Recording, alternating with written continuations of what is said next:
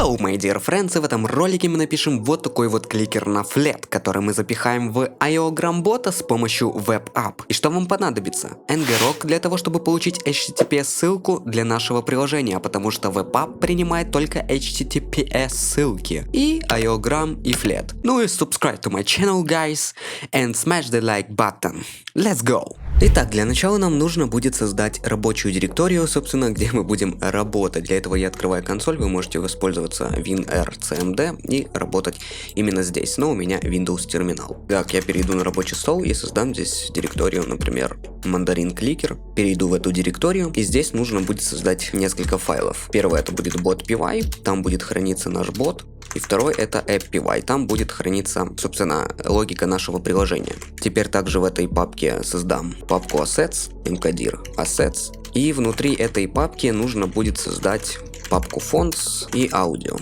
Вот что у нас получилось: бот, app.py, ассеты, и здесь должен быть, собственно, шрифт и также изображение. Изображение у меня будет вот такое вот, шрифт у меня будет вот такой вот, вы сможете его скачать в интернете, и аудио у меня будет такое вот. Мандарин — это, собственно, будет изображение, на которое мы будем кликать, фонд, ну и понятно, шрифт для нашего, собственно, приложения, и аудио — это будет то аудио, которое будет воспроизводиться при клике. Это не обязательно, но просто для прикола можно. Теперь этот проект весь закидываем в ваш редактор кода и начинаем.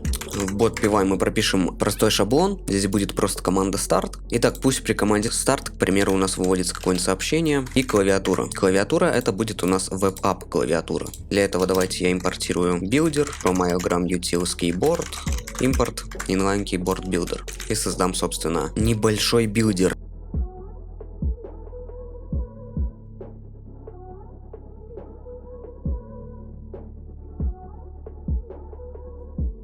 И здесь вместо callback мы указываем параметр WebApp, также мы должны его импортировать из types WebApp info. Ставим его сюда, и здесь мы указываем URL для нашего WebApp. WebApp принимает только в себя HTTPS ссылки, поэтому если у вас какой-нибудь HTTP, такое не прокатит. Сюда мы вставим ссылку от Ngrok. Ну и дальше мы можем вернуть builder as markup. Все, сюда мы просто подставляем этот builder. И все, по сути. Пока что на этом здесь закончим и перейдем в файлик app.py. Здесь мы импортируем flat. Давайте напишем простой каркас для нашего приложения. Это будет асинхронная функция main с параметром page, с аннотацией page. Дальше прописываем блок ifName равно main. Здесь обращаемся к методу app, указываем в target функцию main, именно передаем ее как объект. И так как наше приложение будет для WebApp, то есть это будет типа браузера, мы здесь сразу же поставим view ft web browser. Теперь давайте в функции main мы займемся стилизацией нашего приложения. Page title — это заголовок нашего приложения. Page mode — тема нашего приложения. Я поставлю dark. Также можно будет сразу задать bg color. Цвет у меня будет вот такой вот. Дальше давайте зададим vertical alignment, ft, main axis alignment, центр. То есть все наши виджеты будут располагаться по вертикали по центру. И также horizontal alignment. Здесь мы уже задаем cross axis alignment center. И по горизонтали тоже. Дальше давайте укажем шрифты для нашего проекта. Здесь мы открываем словарь, указываем название нашего шрифта, смотрим. Fulbo Argento.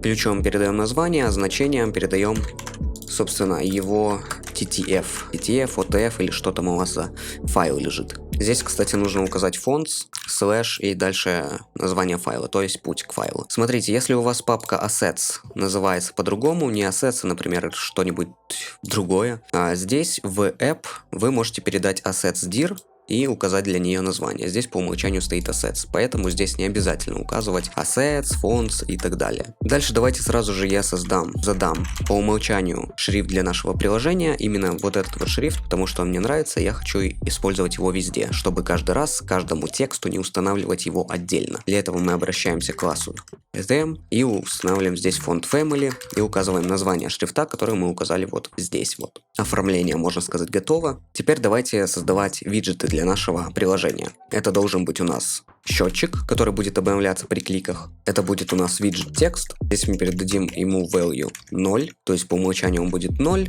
Зададим ему size 100, ну и также передадим ему date 0. Data это у нас, собственно, тот параметр, который мы будем обновлять при кликах, чтобы потом подставлять вот это вот значение из этого data в наше value. Так будет просто легче. Дальше давайте зададим score counter.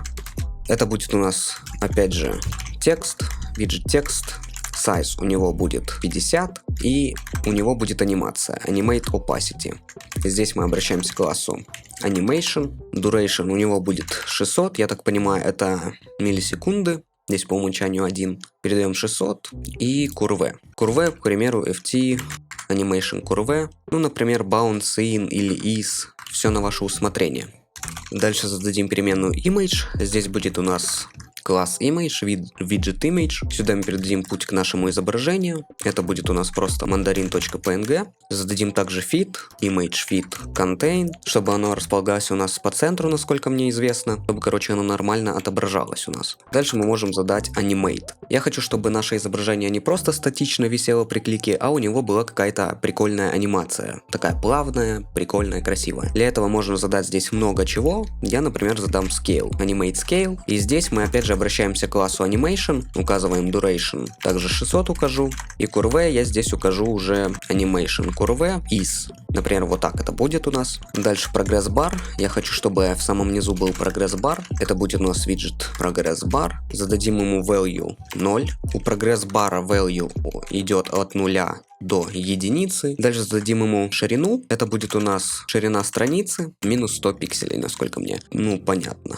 Или какая там единица измерения, или что это такое. Дальше bar height я хочу указать в 20 пикселей его размер. Не знаю, буду называть это пикселями, потому что мне так удобней. Ну и дальше можно будет указать ему color и background color. Смотрите, color это цвет, который у него отображается при его заполненности. То есть вот прогресс бар заполнен, значит у него определенный цвет. Background color это когда он пустой.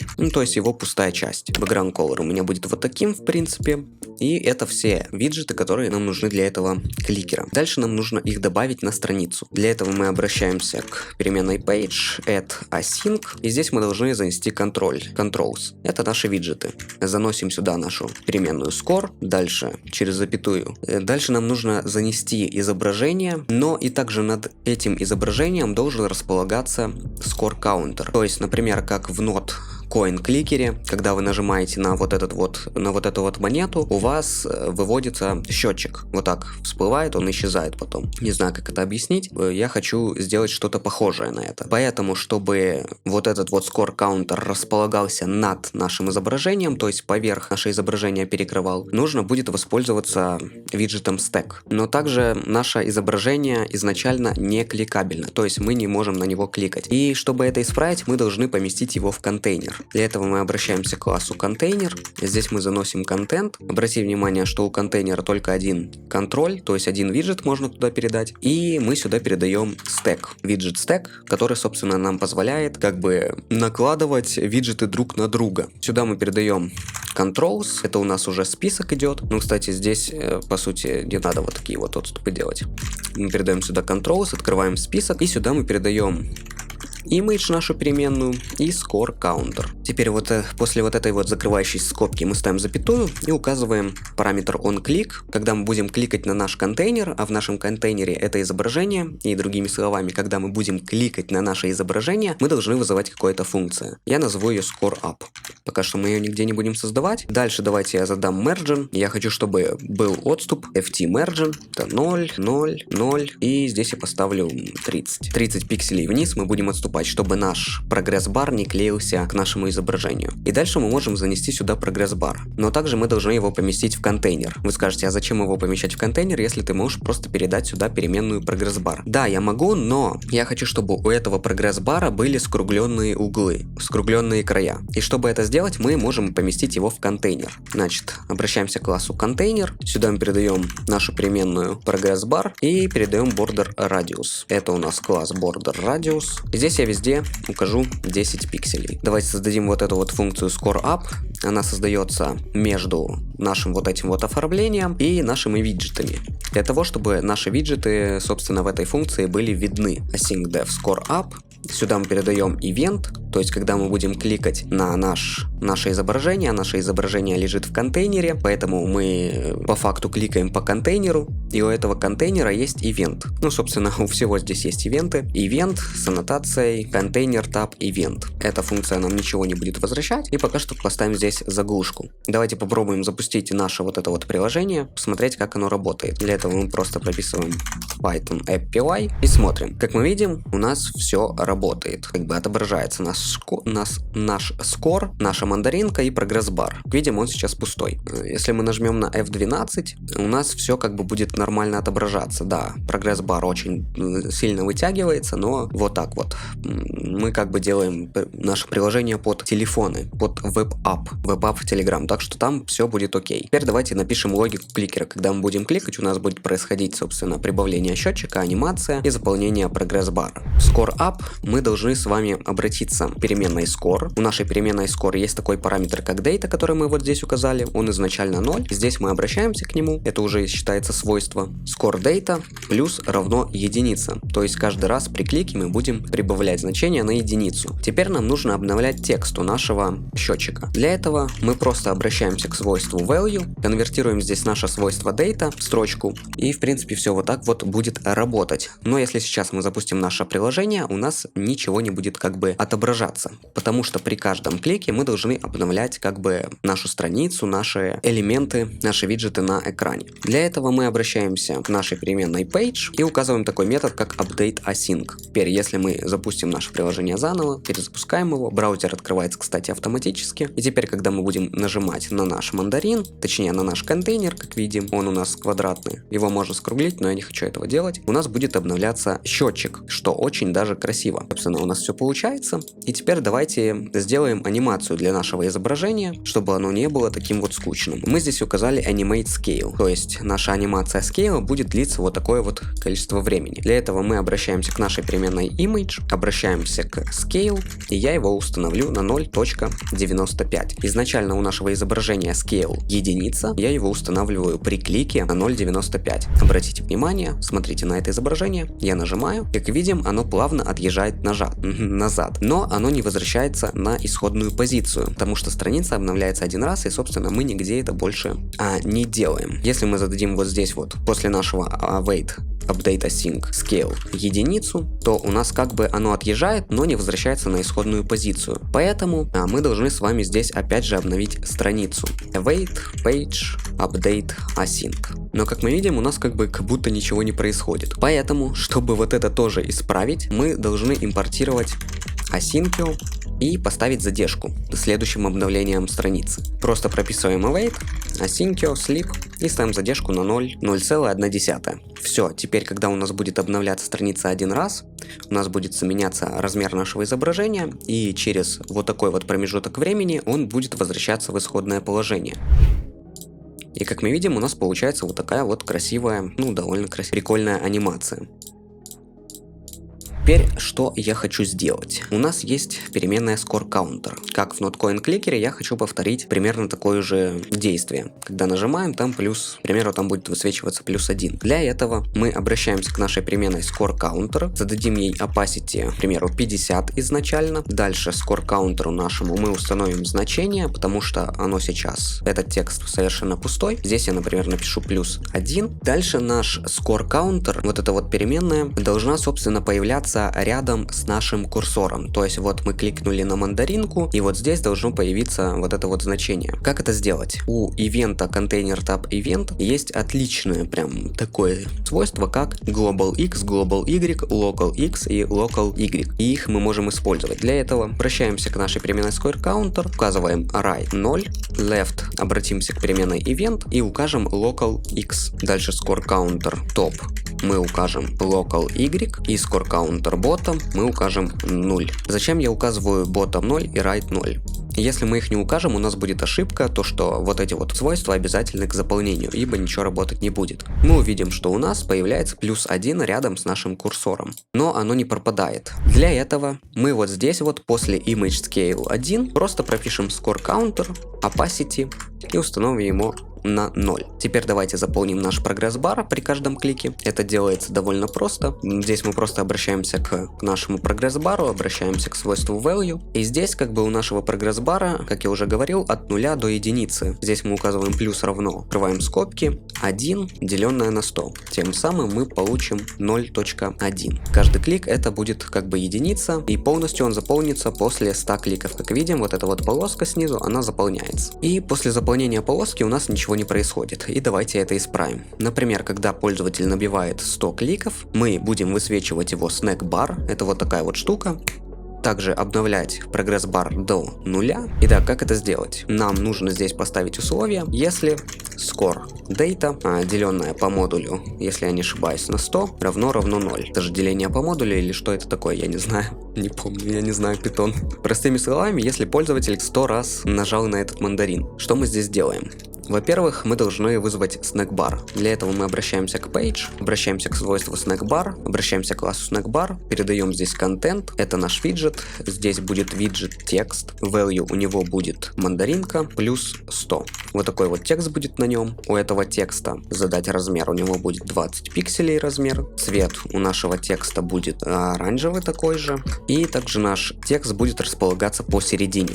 ft, текст align, центр, указываем текст align и передаем текст align центр. Дальше после нашего вот этого виджета ставим запятую и указываем bg color. Вот такой вот цвет у него будет, чуть светлее нашего бэкграунда на странице. Дальше мы должны этот snackbar вызвать. Page, snackbar, точнее открыть. Open равно true. Дальше обновляем наш прогресс-бар, а точнее его значение, но на 0.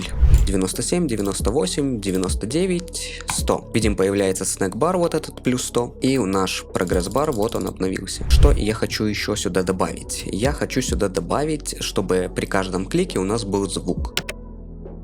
Итак, чтобы засунуть этот кликер в WebApp, как я уже говорил, у нас WebApp принимает только HTTP ссылки. Для этого мы должны были с вами установить ngrok. Просто открываем новый терминал или новую консоль, вводим ngrok, HTTP 8000. Здесь, кстати, у нашего приложения мы поставим порт 8000, скорее всего. Да, вот здесь вот порт мы установим 8000. Можете установить любой порт, главное, чтобы он совпадал с ngrok. Гайдов по ngrok в интернете много, так что можете смотреть, как это все работает. Вот сюда мы вставляем вот эту вот ссылку, которую мы скопировали, потому что она у нас HTTPS. И в принципе осталось подставить токен и запустить нашего бота. Сначала мы запускаем наше приложение AppPy. Оно же здесь будет открываться в браузере. Мы перейдем в наше приложение, и здесь вместо View веб-браузер мы укажем None. Теперь оно как бы будет у нас доступно по ссылке. Вот. Localhost 8000 порт. Дальше мы должны запустить нашего бота. Собственно, мы просто переходим в нашу директорию и запускаем нашего бота. Вводим команду start. Как видим, у нас высвечивается сообщение клик-клик-клик. В конце почему-то восклицательного знака нет. Нажимаем на вот эту кнопку Let's Click. Вот он наш WebApp. Загружается страница. Есть одна проблема. Вот это вот проблема. У ngrok, лично в моей версии, пинг 235 миллисекунд. И это очень много. Видим, вот наш кликер запустился. И когда мы будем на него кликать, он будет кликать с задержкой, как мы видим. Вот я нажимаю, и он как бы через какое-то время только кликает. А в браузере у нас все было окей. Мне кажется, это связано именно с ngrok, потому что вот здесь задержка 230 миллисекунд, и поэтому так происходит. Но так, если задержка будет, мне кажется, минимальная, будет нормально кликать. Возможно, это именно из-за этого. Я могу даже запустить на телефоне. Давайте я вам даже продемонстрирую, что звук там есть. Сейчас я вам покажу изображение старое. На экране вы увидите старое изображение, потому что я не хочу записывать новое изображение с телефона. Как мы видим, у нас здесь высвечивается snackbar плюс 100. Я нажимаю на кликер. Как видим, кликер тоже на телефоне работает, ну понятное дело. В принципе, вот так вы можете на Flat создавать свои WebApp приложения, но если вы хотите создавать их полноценно, то вам потребуется, конечно же, JavaScript. JavaScript, HTML и так далее. А Flat — это просто развлекуха. Исходники всего этого проекта вы сможете найти в моем телеграм-боте PumpCode. Ссылка на него будет в описании. Всем спасибо за просмотр, подписывайтесь на канал и всем хорошего настроения. Пока!